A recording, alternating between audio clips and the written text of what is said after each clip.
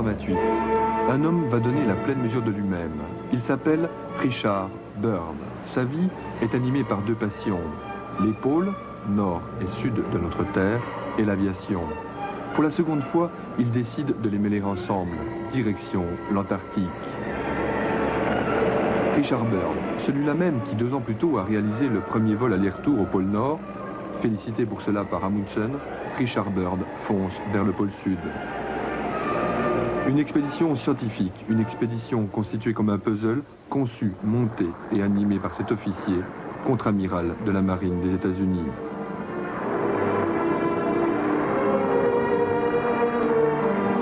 Richard Byrd est à la fois l'un des pionniers du froid et un pionnier de son époque pour ce qui est des moyens mis en œuvre, la puissance et le sérieux de ces expéditions polaires.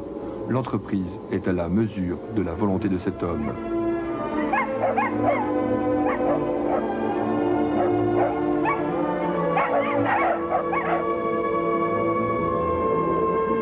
Des chiens, 500 tonnes de matériel, 5000 catégories d'objets nécessaires et indispensables, 83 membres d'expédition, des scientifiques, géologues, cartographes, météorologues, un ensemble qui donne le vertige à celui qui ne voit que folie ou inutilité.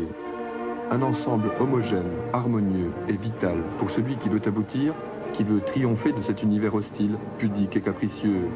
Pour celui qui veut découvrir, voir le monde, le toucher pour ses contemporains et leurs descendants, pour celui-là, une expédition menée avec rigueur. 3 navires, le City of New York, le Bowling, le Larsen. À leur bord, 3 avions. Un trimoteur Ford, un Fokker Universal, un monoplan Fairchild. Tout est prévu.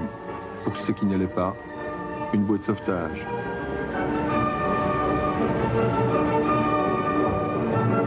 Une bouée de sauvetage et un thé très chaud.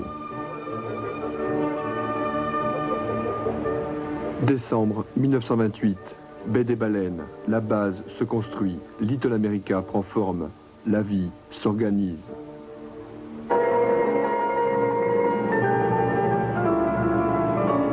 L'homme va tout mettre en œuvre pour s'intégrer dans cet environnement qui met à rude épreuve la santé physique et morale. Ici, la vie est dure, le froid est permanent, obsédant, il est irritant pour la peau mais aussi corrosif pour les nerfs de ceux qui doivent, pour le fuir, vivre jour après jour, pendant des mois, en vase clos.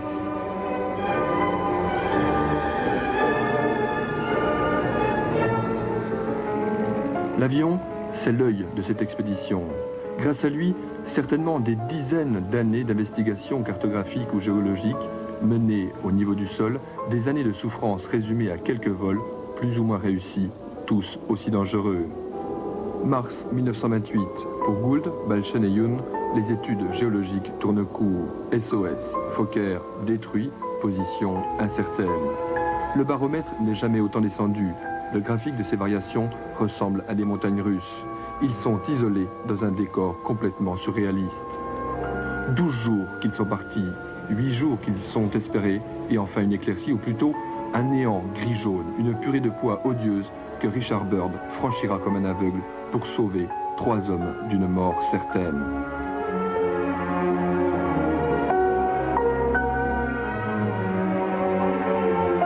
La nuit polaire.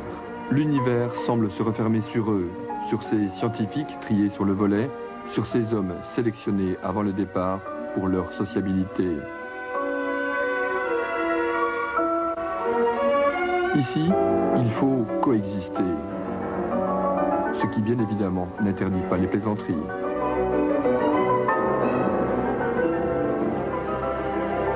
Incorruptible, le temps poursuit son chemin. Avec le printemps, la vie reprend. Les expéditions aussi. Il faut prévoir les ravitaillements, les acheminer et enfin préparer les avions.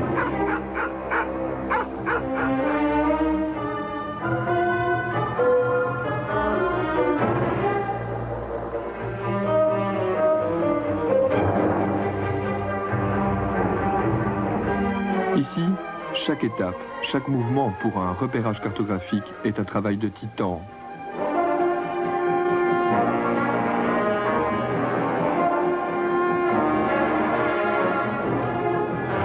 Chaque petite incursion, une entreprise démentielle, une folie. Une folie saluée par des baleines de passage,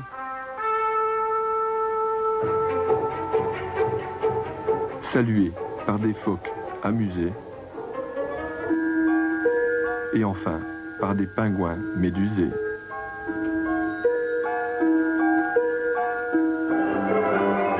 « 25 novembre, météo parfaite, pas de nuages, pas de changement annoncé, une bonne visibilité.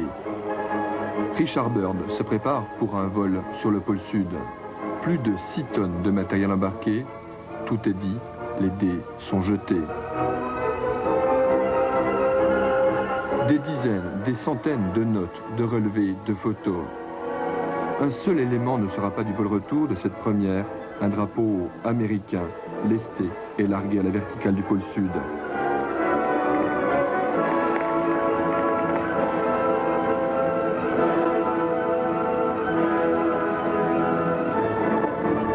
Un vol parfait, un vol de rêve qui consacre Byrd. Pôle Nord, puis pôle Sud en moins de 3 années, un triomphe. Richard Byrd est aujourd'hui un héros.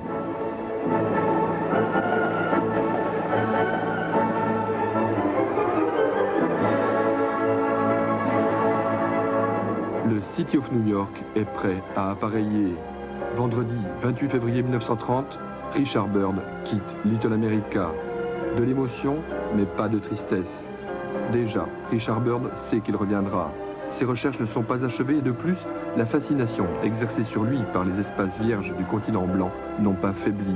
Il sera bientôt de nouveau ici.